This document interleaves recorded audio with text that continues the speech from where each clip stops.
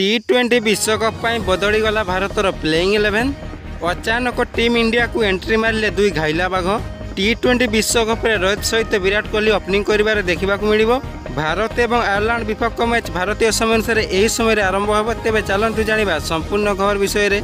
चलित वर्ष वेस्टइंडिज और अमेरिका टी20 विश्वकप आयोजित होता बेले आसंता जून 5 तारिख में इंडिया और आयरलैंड मध्य टी20 विश्वकप 2024 मैच अनुष्ठित होबार अच्छी।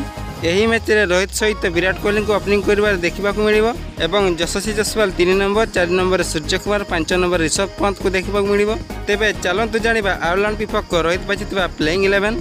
रोहित शर्मा, विराट कोहली, यशस्वी जसवाल, सूर्य कुमार यादव, ऋषभ पंत, शिवम दुबे, हार्दिक पांड्या, अक्षर पटेल, कुलदीप यादव, अर्शदीप सिंह, जसप्रीत बुमराह, युजवेंद्र चहल। टी20 विश्वकप समस्त मैच भारतीय समय अनुसार संध्या 8 खेल आरंभ हो। तो फ्रेंड वीडियो भल लगी वीडियो को लाइक करूँ।